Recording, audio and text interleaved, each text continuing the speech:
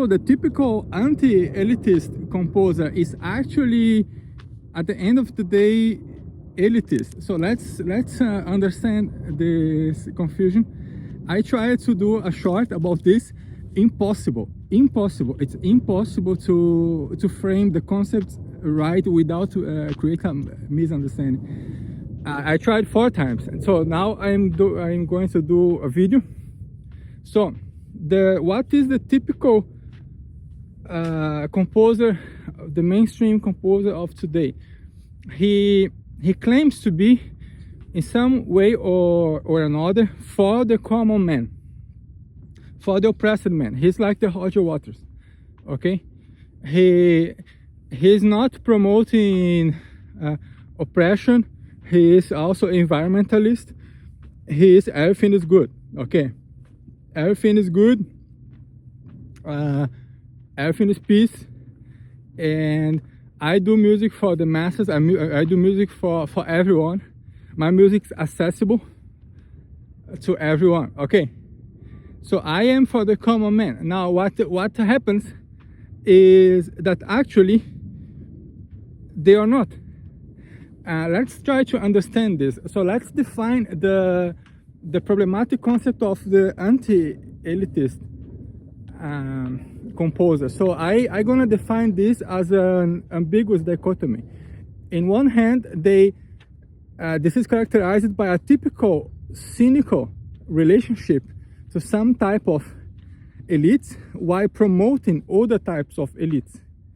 So the elites that they actually want to be cynical to is the typical elite that make them work and make them go through centuries and centuries and centuries back in their history and revise a lot of misconceptions brought by their own mainstream culture.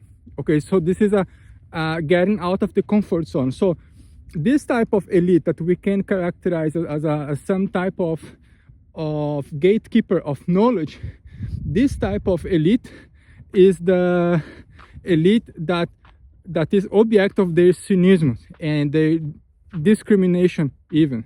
Now, the fact that this cynicism is there and they can characterize themselves as anti-elitist in this point of view requires some revision, because at the end of the day, if we observe very closely, they promote another type of elite by doing so. So they promote actually a type of financial elite, a type of an elite that has the typical capitalist privilege, and that has a very interesting future. So they promote only the elite that does not make them do a hard work. So the typical Hans Zimmer underships masterclass that sells the idea that in 2 months course you will be able to do amazing things. For this type of elites, they pay a lot, and this type of things they still promote all the time, despite we having a lot of complaining of people who bought snake oil. They actually still promote this idea of some selected geniuses of the musical marketing, and the core substance here that we can extract is a type of environment where not the search for excellence as such is the main goal, but the package of minimum substance in a golden appearance. Okay, and this is the philosophy where any shit idea will get into Spotify as long that is very well produced. Now, this type of elite is very well promoted. So this is a very interesting thing. Now, when you observe who guides such things and how they think, still they have some type of rhetoric for the common man. So this is the music that everyone can listen to and understand. Now, at the end of the day, what they are doing is again a promotion of the status quo.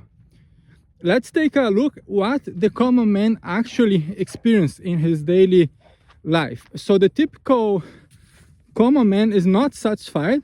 Okay, the typical common man is not anymore the middle class, the married man of the middle class, or the married woman, but he is the guy who now probably has to wake up at 5 a.m., wait 2 hours in the traffic of São Paulo, probably not well with good nutrition. Then if he finds time, he goes to some place to buy the breakfast because he didn't have time, and then he loses more money, and he's listening to junk music. Okay, then he comes back to the car in the traffic, 1 hour waiting in the car, hearing more junk music. Then he works the whole day, probably in some environment that is abusive, and he doesn't even know that much, but he feel like it's not okay. And then at the end of the day, he has just a little free concentration lost remaining to then enjoy a wonderful Netflix woke propaganda. And then there is the music of the guys who are promoting this type of mindset. So a music that is based on the minimum that you should do to achieve the low risk efficiency in terms of art, and not the music that is a reflect of a personality in search for excellence at all costs. This type of music can be one of the important elements that define what I call subculture. So you are not searching for the excellence as a main goal. Actually, the excellence is accidental. It can be, it's good if I have, but if I don't have, and I have the network, the jig, and the production value, then that's good. So the common man is experiencing the art made by this low vibrational type of individual, and also his son. Now, what happens is that this type of low vibrational musical and artistical content, and also ideological content, is sold as being for the common people. But actually, here the anti-elitism is nothing more than a masquerade. Actually, this type of anti-elitism and populism is the ultimate instrumentarium of an evil elite. And here I speak elite in the sense of political global elite, or to a better characterization is a super political. Actually, they are before politics. So this is the harder concept. This is in a big research I am doing, and perhaps it comes into a big video, but the text part is almost done. Now, the typical anti-elitist, so he is actually feeding the imprisonment of the common man or the common human being that he's trying to help. What happens is that this irony and then this contradiction is very nuanced and is very hard to pick.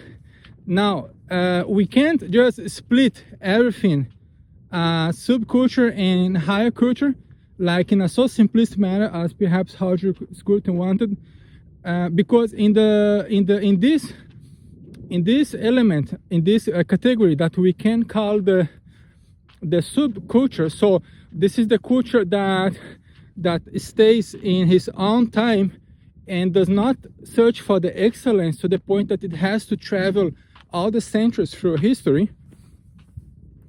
This type of subculture has also an element of exception, because people who are born in this type of subculture, they might still search for the excellence. So we have some examples in jazz or our beloved heavy metal and other things.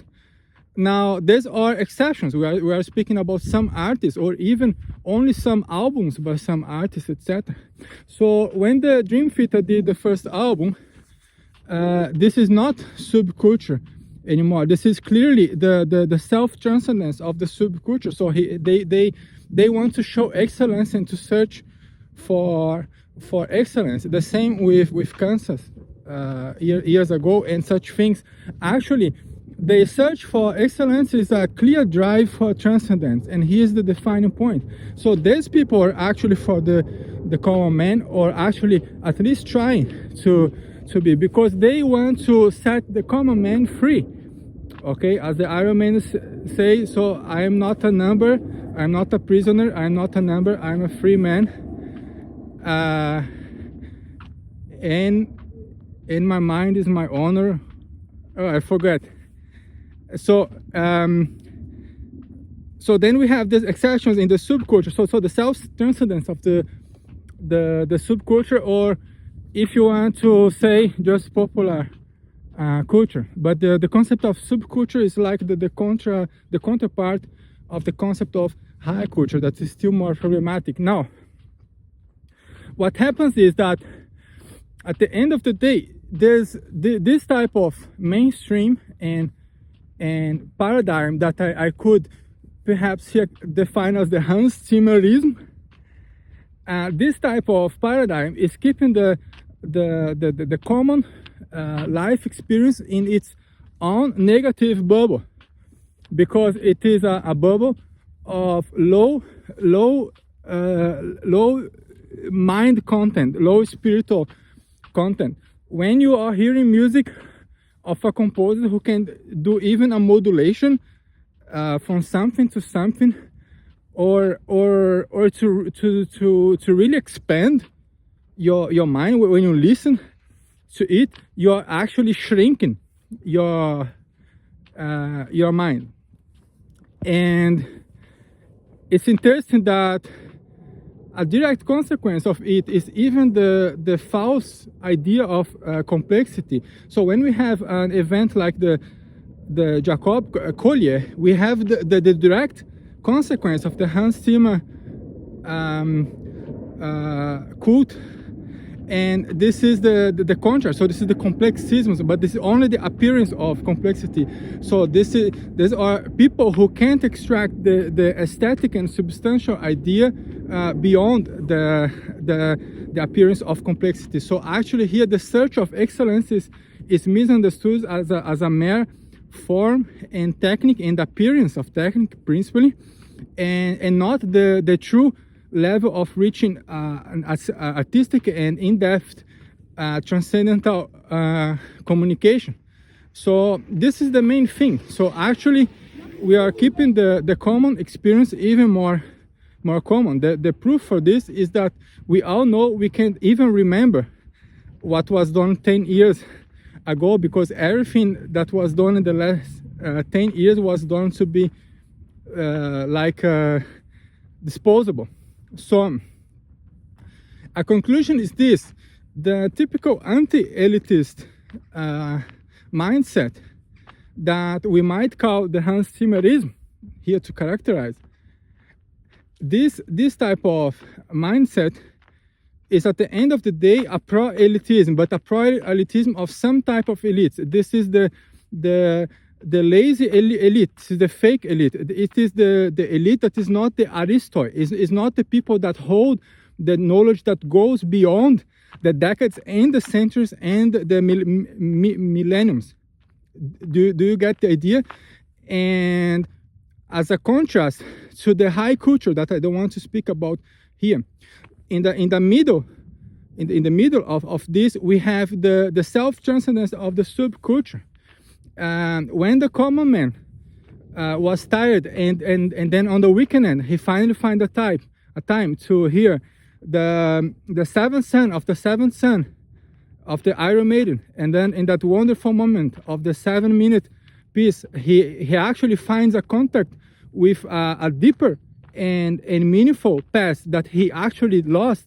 Here, the Iron Maiden is performing the self-transcendent of the subculture and guaranteeing this common man the possibility of a self-transcendence beyond its own immanentist bubble that is characterized by the stupid Hans Zimmer ostinatos that I can't hear anymore with short strings. Nothing against ostinatos, but we all know what I am talking about.